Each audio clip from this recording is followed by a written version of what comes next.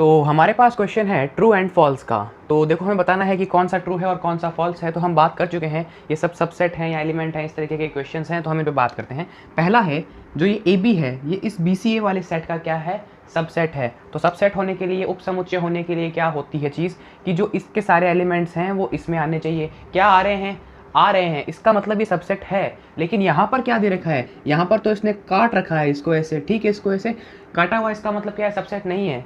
लेकिन ये तो सबसेट हो रहा है, इसका मतलब ये वाली चीज़ क्या है, फॉल्स है, असत्य है। क्यों? क्योंकि सारे एलिमेंट्स आ रहे हैं इस समुच्चय के, इस समुच्चय में सब अवयव आ रहे हैं। देखो ए भी है, इसमें भी ए भी है, लेकिन फिर भी सबसेट नहीं दिखा रहा है, इसका मतलब ये फॉल्स है, असत्य है। सेकंड की बात करें, 1 2 और 3, देखो 1 और 3 तो आ रहे हैं, लेकिन ये 2 नहीं आ रहा है, इसका मतलब सबसेट होगा क्या, नहीं होगा। इसका मतलब ये भी फॉल्स है, ये भी असत्य है, क्योंकि 2 नहीं आ रहा है। अगर 2 भी आता तो ये सत्य हो जाता। इसकी बात करूं, देखो ए इसमें भी है, ए इसमें भी है, मतलब ये सत्य है, ये ट्रू है। सबसेट होने के लिए क्या होना चाहिए, इस सेट के सारे एलिमेंट इसमें होने चाहिए, इस समुच्चय के सारे अवयव इसमें होने चाहिए। हो गए तो वो सबसेट यानी उपसमुच्चय हो गया, नहीं तो नहीं हुआ।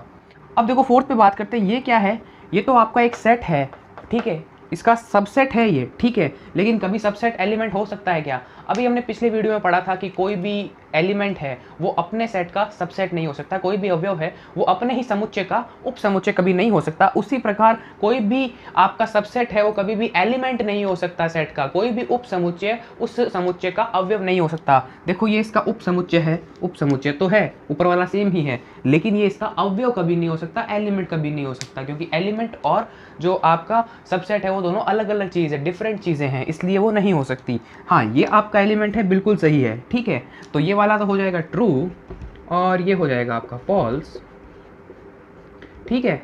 तो ये आपका ट्रू और फॉल्स का एक क्वेश्चन हो गया। पिछली वीडियो के अंदर हमने जो कॉन्सेप्ट्स पढ़े थे उनके ऊपर एक क्वेश्चन मैंने ले लिया स्टार्टिंग में, ताकि चीज़ें रिकॉल हो जाए। तो मैं दिव्यांशु क्लिक भी में आप सभी का एक बार फिर हार्दिक स्वागत करता हूं। थोड़ा सा इंट्रोडक्शन को आज लेट लिया है, उसके लिए सॉरी, लेकिन ये बताना ज़रूरी था। तो आज देखो हम पढ़ने वाले हैं पावर सेट के बारे में। आज हम घात समुच्चय को आज बहुत अच्छे से समझने वाले हैं कि क्या होता है पावर सेट, क्या होता है घात समुच्चय। उम्मीद करता हूँ ये आपको समझ में आया होगा। इसमें कोई भी डाउट लगे तो एक बार पीछे वाला वीडियो देखना, उसे कनेक्ट करने की कोशिश करना, आपको बिल्कुल समझ में आ जाएगा। फिर भी नहीं आए तो मैं दोबारा बता दूंगा, कमेंट कर दीजिएगा। Now we are going to discuss about power set. घात समुच्चय की बात करने वाले हैं हम। तो सबसे पहले हम देख लेते हैं डेफिनेशन। तो ये होता है collection of all subsets of a set A is called power set of A। Hindi में बात करें तो किसी समुच्चय A के सभी उपसमुच्चयों का समुच्चय घात समुच्चय कहलाता है, पावर सेट कहलाता है। तो डेफिनेशन यानी परिभाषा क्या होगी, a collection of all subsets of a set A is called power set of A. कि समुच्चय ए का सभी उपसमुच्चयों का समुच्चय ए का घात समुच्चय कहलाता है, या घात समुच्चय होता है ए का, वो बात एक ही है। तो अब देखो सेट आया है, समुच्चय आया, मतलब समुच्चय तो होगा ये बेसिकली। किन का होगा, सब सेट्स का होगा। जो सेट ए था ना पहले, उसके जितने सब सेट्स बन सकते हैं, कोई समुच्चय ए था उसके जितने भी उप समुच्चय बन सकते हैं, उन सबका जो कलेक्शन है, उन सबका जो सेट बनने वाला है, उन सभी का जो समुच्चय बनने वाला है, वो आने वाला है पावर सेट के अंदर। तो देखो एग्जाम्पल के तौर पे मैं आपको बताता हूं। तो प्यारे बच्चों, आप दो चीजों का हमेशा ध्यान रखेंगे। क्या रखनी है, पहली चीज है जो आपका फाई है, फाई यानी कि नल सेट, आपका रिक्त समुच्चय, या जिसे हम ऐसे भी दिखाते हैं, ये प्रत्येक सेट का, प्रत्येक समुच्चय का उपसमुच्चय होता है। जो आपका फाई होता है वो हर सेट का क्या होता है, सब सेट होता है, एवरी सेट का सब सेट होता है। तो ये तो चीज हो गई। सेकंड क्या है, सेकंड ये है कि जो सेट हम मानते हैं ना, वो खुद का ही सबसेट होता है। कोई भी सेट हमने ए लिया तो वो खुद का भी सबसेट होगा। क्यों? क्योंकि सबसेट की प्रॉपर्टी क्या होती है कि जो सारे एलिमेंट्स इस सेट में है वो उस सेट में भी आने चाहिए। तो आप मान लो आपने कोई सेट लिया, सपोज मैंने लिया a इज इक्वल्स टू 1,2, ठीक है। अगेन ए को लिख लेता हूं 1,2, तो देख लो मेरे भाई, इसमें सारे एलिमेंट्स हैं, वो इसमें भी है, तो मैं ऐसा लिख सकता हूँ A is a subset of A. तो इसका मतलब क्या हुआ, जो सेट हमने लिया था वो हमेशा क्या होगा, खुद का सबसेट होगा, खुद का उपसमुच्चय होगा। कोई भी समुच्चय खुद का उपसमुच्चय सदैव होता है, कोई भी सेट हमेशा खुद का सबसेट होता है। और फाई जो है, जो आपका नल सेट है, जो आपका रिक्त समुच्चय है, वो हमेशा सबसेट होता है किसी भी सेट का। तो स्टूडेंट्स अभी जस्ट हमने एग्जांपल क्या लिया था, हमने लिया था a इज इक्वल्स टू 1,2। मुझे पावर सेट ऑफ ए निकालना है कि पावर सेट ऑफ ए कितना होगा भाई साहब, ये पता करना है। तो पावर सेट क्या होता है, जो ये सेट ए है ना, इसके सारे सबसेट्स है ना, उनका सेट बनाना है बस। जो ये समुच्चय ए है ना, इसके सारे उपसमुच्चय बनाने हैं और उनको बस ऐसे डब्बे में रख देना है, ऐसे वाले में, वो क्या हो जाएगा, आपका सबसेट हो जाएगा, पावर सेट हो जाएगा, सॉरी, ठीक है। तो अब इसके बनाते हैं। तो अभी देखो मैंने आपको एक पॉइंट बताया था कि जो फाई है ना, वो हमेशा क्या होगा, सबसेट होगा किसी भी सेट का। कोई भी सेट उठा लो दुनिया में, फाई हमेशा उसका सबसेट आपको मिलने वाला है, और वो खुद का तो सबसेट होगा ही। इसका मतलब 1,2 खुद भी आने वाला है। आपको कोई भी कह देना दुनिया में कि भाई सेट निकालने सब आपको कोई भी कह देना कि दुनिया में आपको एक आपको अगर कहीं पर भी कोई भी कह दे कि आपको कोई सेट दे रखा है, उससे आपको सबसेट बनाने हैं, तो सबसे पहले दो आप कौन से लिखेंगे, एक तो फाई, क्योंकि फाई सबका ही सबसेट होता है। जितने भी सेट्स होंगे ना, उन सब का सबसेट फाई होने वाला है, और वो खुद जो सेट है ना, वो खुद का सबसेट होने वाला है। हमने अभी पीछे देख ही लिया। तो ये दो तो आपको लिख ही देने हैं, फिर कुछ नहीं करना, फिर सिंगलटन 1 लिख दो और सिंगलटन 2 लिख दो। इसके अलावा कोई सबसेट नहीं हो सकता, इसके अलावा कोई सबसेट नहीं हो सकता। अगर किसी के दिमाग में आ रहा है तो नीचे कमेंट करके बता देना, ठीक है, विथ रीज़न। इन सब के मैं आपको रीज़न दे सकता हूँ। अगर आप भी लगातार पढ़ते हुए आ रहे हैं तो आप भी मुझे बता सकते हैं कि ये क्यों हुआ या कैसे हुआ, लेकिन कोई दूसरा है वो नहीं आएगा, ठीक है। तो ये हो गया पावर सेट ऑफ ए। अब देखो पावर सेट ऑफ ए के अंदर एलिमेंट्स कितने आए, यहाँ पर 1 2 3 4 एलिमेंट्स आए। तो n of power set of A वो हो गया आपका 4। अब जो n of power set of A है, इसका मतलब हो गया कि पावर सेट ऑफ ए के अंदर एलिमेंट्स की संख्या कितनी है। ये n दिखाता है number of elements in power set of A, और जो आपका घात समुच्चय ए है उसमें अवयवों की संख्या दिखाता है। ये उसका रिप्रेजेंटेशन ऐसे करते हैं, और पावर सेट ऑफ ए को ऐसे लिखते हैं, p से आ गया भाई पावर, और पावर सेट ऑफ ए को ऐसे लिखते हैं भाई, पावर सेट से p आ गया और a जिसका पावर सेट हमें फाइंड करना है, तो ऐसे लिखते हैं पावर सेट को। और ये हो गया अवयवों की संख्या पावर सेट के अंदर, घात समुच्चय में अवयवों की संख्या, number of elements in power set. अब इसके लिए एक फॉर्मूला होता है, देखो क्या होता है। अगर मैं बात करूं NPA, तो उसका फॉर्मूला होता है 2 की पावर m, ठीक है भाई। n तो हो गया number of element in power set of A, और 2 कोई नंबर हो गया। भाई ये m क्या है ये तो बता दे। m है बच्चों number of elements in set ए। समुच्चय ए में अवयवों की संख्या जो होती है वो हो जाएगी m। जैसे कि मैं बात करूं, इसमें अवयवों की संख्या कितनी थी, 2, तो बस कुछ नहीं करना, n of power set of A का फॉर्मूला क्या हो जाएगा, 2 की पावर 2, क्योंकि इसमें एलिमेंट्स कितने हैं, 2 है ना, इसीलिए तो ये आ गया 2 की पावर 2 4, इसका मतलब 4 एलिमेंट्स, और ये 4 एलिमेंट्स हो गए। तो आप क्या करेंगे, पहले आपको कोई भी दे देना सेट, तो उसमें पहले ही पता कर लेंगे कितने सबसेट होने वाले हैं इस फॉर्मूला से, ठीक है। कुछ नहीं करना, 2 की पावर में लगाना है, क्या, जितने एलिमेंट्स है। सपोज यहाँ 3 होते तो 2 की पावर 3 हो जाता, 4 होते तो 2 की पावर 4 हो जाता, 5 होते तो 2 की पावर 5 हो जाता, ठीक है। तो वो सब क्या हो जाते हैं, नंबर ऑफ सबसेट्स या नंबर ऑफ एलिमेंट्स कह सकते हैं, एक ही बात है। क्यों, क्योंकि ये है तो अल्टीमेटली सबसेट ही ना इसके, ठीक है। क्यों, क्योंकि जो पावर सेट होता है वो सबसेट्स का ही तो सेट होता है, इसके सबसेट्स का ही तो सेट होता है घात समुच्चय, ठीक है। खैर ये बार बार बात रिपीट करने से कोई मतलब नहीं है, बार बार इसलिए रिपीट करता हूँ ताकि आपके दिमाग में अच्छे से चलने लग जाए, ठीक है। अब हम 1-2 एग्जांपल्स और लेते हैं और अच्छे से डिटेल में समझने की कोशिश करते हैं इसको। तो देखिए प्यारे बच्चों, मैं नेक्स्ट एग्जांपल लेता हूँ, मैंने ले लिया 1, बस यही है। इसके सबसेट्स बता दो या इसका पावर सेट बता दो, a = 1। इसका आपको पावर सेट बनाना है कि पावर सेट ऑफ ए क्या होगा। तो मैंने आपको बताया था कि क्या होंगे, एक तो 5 तो आना ही आना है। क्यों, क्योंकि 5 कोई भी सेट उठा लो आप, उसका सबसेट हमेशा निकलेगा, ठीक है भाई। और एक वो खुद ही होगा उसका सबसेट, तो a के 1 भी हो गया। इसके अलावा कोई नहीं बनेगा, क्यों, क्योंकि इसमें एलिमेंट ही एक है, जनरेट ही कहाँ से करोगे।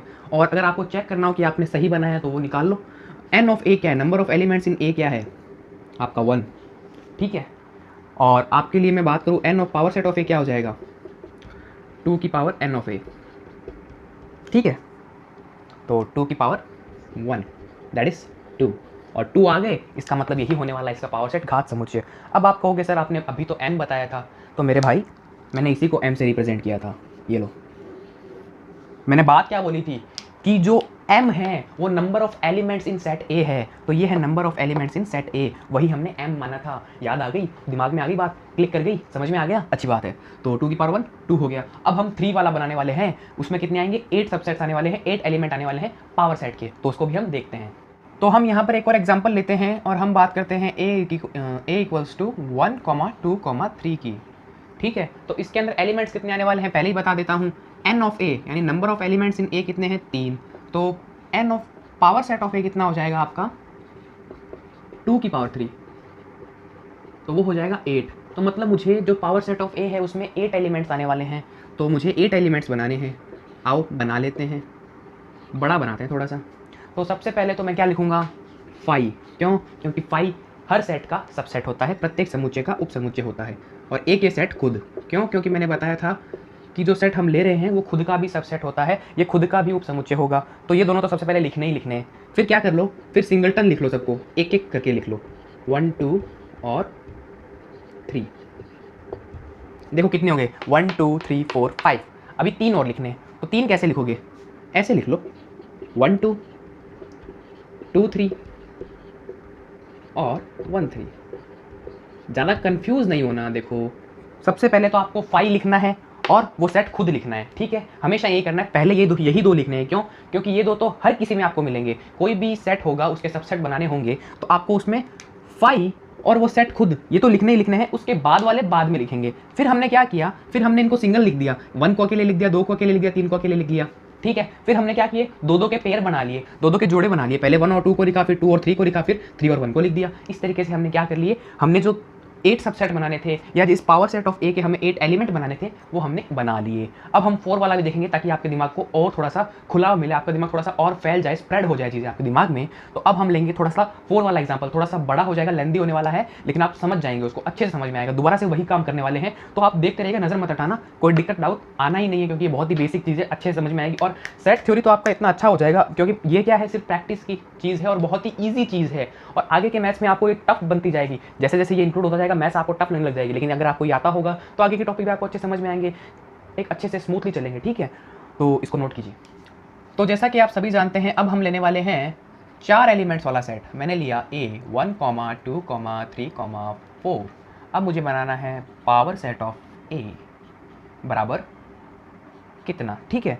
तो आप देख लो सबसे पहले कि number of elements in A कितना है, number of elements in A है आपका 4। तो पावर सेट में कितने एलिमेंट्स आ जाएंगे, number of elements in power set of A वो क्या हो जाएंगे, 2 की पावर 4।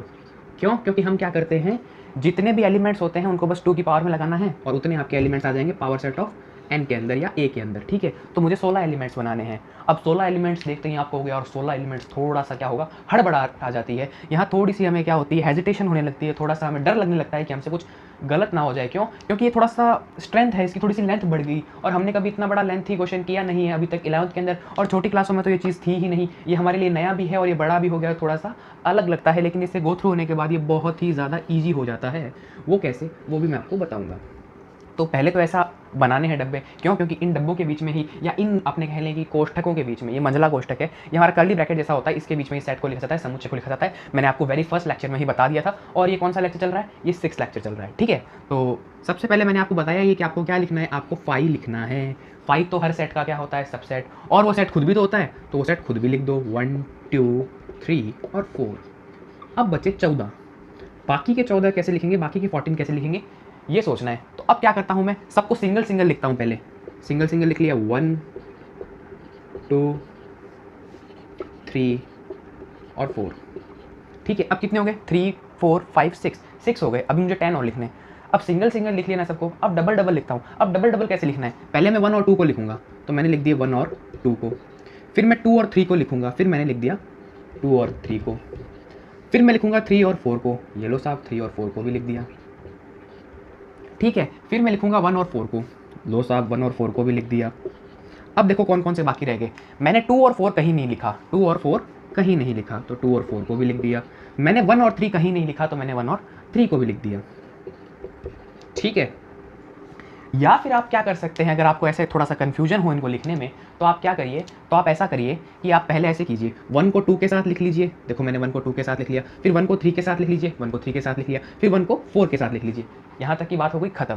फिर क्या कीजिए, फिर 2 को 3 के साथ लिख लीजिए, 2 को 3 के साथ लिख लिया, फिर 2 को 4 के साथ लिख लीजिए, बात हो गई खत्म। फिर 3 और 4 को साथ में लिख लीजिए। बस इतना ही करना है। यहाँ पर हमारे 2 वाले जो हैं वो सारे फिनिश हो गए। और कैसे होते हैं, क्या होते हैं, ये थोड़ा सा डिटेल में हम पढ़ेंगे जब हम पढ़ेंगे परम्यूटेशन कॉम्बिनेशन या बाइनोमियल थ्योरम वाले, वो सी वाले पढ़ेंगे। खैर वो 7th और 8th चैप्टर है आपके एनसीईआरटी का, वो जब पढ़ेंगे तो उसमें बात करेंगे कि क्यों होता है ऐसा। वो 4C0 3C0 जो भी है वो आपको जरूर पढ़ाया जाएगा अच्छे से। खैर हम इस पे आ जाते हैं। अब हमने देखो क्या किया, हमने दो दो के भी जोड़े बना लिए। कितने हुए, 7 8 9 10 11 12। अब हमें 4 और बनाने हैं, तभी तो होंगे।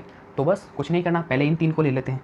ले लिया भाई 3 को, 1 2 3, फिर आगे वाले 3 ले लो, 2 3 4। अब देखो कौन कौन साथ में नहीं आया। क्या 1 3 4 साथ में आया? नहीं आया। 1 3 4। अब एक और बनेगा, कौन सा बनेगा वो, देखो 2 और 3 4 भी आ गया। अब कौन सा नहीं आया, एक और कौन सा बनने वाला है, उसमें दिमाग लगाते हैं कि भाई 1 2 3 बन गया, एक 2 3 4 भी बन गया आपका, ठीक है कोई दिक्कत नहीं है। और एक आपका 1 3 4 भी बन गया। लेकिन क्या आपका ये बना है 4 2 1? नहीं बना ना। 1 2 4 कहाँ बना है आपको, 1 2 4 नहीं बना है, तो 1 2 4 भी बनेगा। 1 2 4 ये हो गया आपके कंप्लीट। देख लो 1 2 3 4 5 6 7 8 9 10 11 12 13 14 15 16 16 मैंने बना दिए। थोड़ा सा टाइम लगेगा आपको सोचने में कौन कौन से एलिमेंट्स को रखना है, कौन कौन इसको नहीं रखना है, ये आपको समझ में आ जाएगा। देखो कुछ लोग बना देंगे 2 1 4 भी बना देंगे और 1 2 4 भी बना देंगे। तो देखो ये एक ही बात है, एलिमेंट्स का ऑर्डर आगे पीछे है लेकिन एलिमेंट्स तो सेम ही है। इसका मतलब ये और ये सेट क्या है, इक्वल सेट है, तो इन दोनों का मतलब एक ही होता है। तो ये कंसिडरेबल नहीं होगा। आप सोच रहे हो कि मैं ये लिखूंगा तो भी काउंट हो जाएगा, ये लिखूंगा तो भी काउंट हो जाएगा, ऐसा नहीं है मेरे भाई। इनमें से एक ही काउंट होगा क्योंकि ये दोनों सेम है। बताया था ना कि ये दोनों क्या है, इक्वल सेट्स है। क्यों? क्योंकि इसके सारे एलिमेंट्स और इसके सारे एलिमेंट्स सेम है, तो ये इक्वल सेट्स हैं। इक्वल सेट्स हैं तो उनको एक ही बार काउंट किया जाएगा। ऐसे थोड़ी है कि सारे इक्वल सेट्स लिख दोगे तो उनको काउंट कर लेंगे। देखो इसमें कोई भी इक्वल हो रहा है क्या, देख लो 1 2 3 एलिमेंट अलग, 2 3 4 एलिमेंट अलग, इन चारों में एलिमेंट अलग है। देख लो किसी भी सेट में एलिमेंट सेम आ रहे हैं क्या। अगर किसी भी सेट में एलिमेंट सेम आ गए तो उसको हम पावर सेट ऑफ ए में कंसीडर नहीं करने वाले हैं, क्योंकि वो हम पहले ही ले चुके हैं। अगर मैं बात करूँ इसकी, तो मैंने ये ले लिया, इसके बाद मैं ये नहीं लिख सकता। ये लिख दिया तो ये तो मैं पहले ही लिख चुका हूँ भाई। ये मैंने लिख दिया तो उसके बाद मैं ये क्यों लिखूं भाई, जो चीज़ मैं पहले ही लिख चुका हूँ उसे बार बार लिखने का मतलब नहीं है और वो काउंट भी नहीं होगी। ठीक है, तो आपको समझ में आ गया हो पावर सेट ऑफ ए क्या होता है। तो इसमें 16 एलिमेंट्स लिख दिए। तो इस तरीके से आप प्रैक्टिस करेंगे तो आपको और भी क्वेश्चंस आने लगेंगे। अब हम एक छोटी सी बात करते हैं पावर सेट ऑफ 5 के बारे में। तो देखिए 5 के अंदर क्या होता है, जो 5 होता है वो क्या होता है आपका रिक्त समुच्चय। और 5 में अवयवों की संख्या क्या होती है, नंबर ऑफ एलिमेंट्स इन 5 क्या होता है। 5 के अंदर होते हैं नंबर ऑफ एलिमेंट्स आपके 0, तो n5 आ गया आपके पास 0। ऐसा number of elements in 5 is equals to 0। आपके जो नल सेट या रिक्त समुच्चय होता है उसमें अवयवों की संख्या 0। तो अब आप पावर सेट ऑफ 5 निकालेंगे। सपोज मैं निकालता हूँ पावर सेट ऑफ 5, तो वो क्या आने वाला है, ओनली 5 ही आने वाला है। क्यों? बस क्योंकि 5 में 5 के अलावा कोई होता ही नहीं है।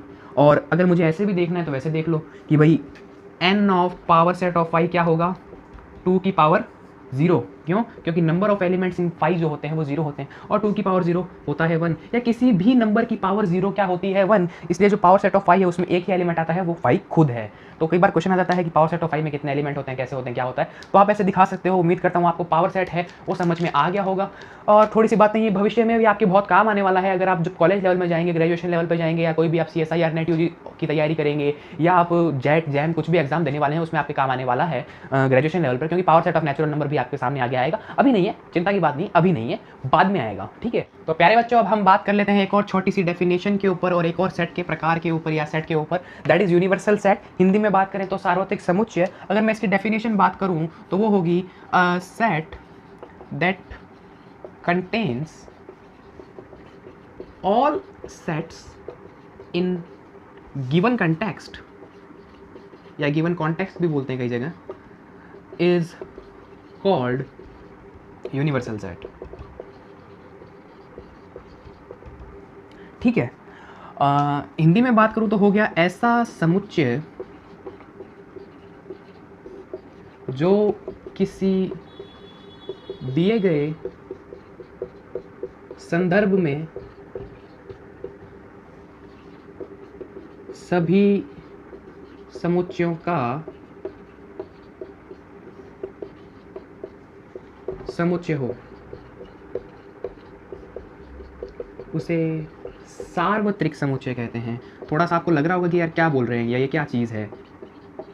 देखो बेसिकली जो आपका यूनिवर्सल सेट है ना, ये आपको कनेक्ट करेगा आपके आगे के चैप्टर के अंदर, या आपका बेसिक नीड है, या आपके लिए छोटी सी एक इकाई कह लो, या आपकी बेसिक नीड ही है ये, जो आपको आगे ले जाएगी चैप्टर के अंदर। क्योंकि आगे हम पढ़ने वाले हैं वेन डायग्राम, वेन आरेख को, उसके अंदर ये यूनिवर्सल चीज़ें आपके काम आएगी कि क्या यूनिवर्सल सेट होता है, क्या यूनियन होता है, क्या इंटरसेक्शन होता है। खैर वो आगे की बात है, अभी हम इस पर बात करते हैं। A set that contains all sets in given context is called universal set. ऐसा समुच्चय जो किसी दिए गए संदर्भ में सभी समुच्चयों का समुच्चय हो, उसे हम सार्वत्रिक समुच्चय कहते हैं। देखो यूनिवर्स का मतलब क्या होता है, ब्रह्मांड, सब कुछ आ गया जिसके अंदर। सार्वत्रिक का मतलब क्या होता है, जिसमें सब कुछ आ गया, सब कुछ है उसके अंदर, ठीक है। तो यहाँ क्या हुआ, जैसे मैंने कोई सेट की बात की, मैंने बात की सपोज नंबर्स की, मैंने बात कर ली नंबर की। तो जैसे ही मैंने नंबर्स की बात की ना, तो वो सारे नंबर्स, चाहे वो क्या हो, रियल नंबर हो, इमेजिनरी नंबर हो, वो सारे जिसके अंदर आ गए ना भाई, रियल भी आ गया, इमेजिनरी भी आ गया, वो हो गया यूनिवर्सल। देखो आप अभी तक रियल नंबर ही पढ़ते आए हुए हैं, वास्तविक संख्या ही पढ़ी है आपने अभी तक। इमेजिनरी नंबर जो है वो आप पढ़ेंगे कॉम्प्लेक्स नंबर के अंदर, जो आपका 5वां चैप्टर है एनसीईआरटी का। आप समिश्र संख्याओं के अंदर पढ़ने वाले हैं आपकी इमेजिनरी नंबर्स यानी काल्पनिक संख्याओं को। तो जो नंबर्स है ना, वो दो टाइप्स के होंगे आपके लिए, रियल नंबर्स और इमेजिनरी नंबर्स।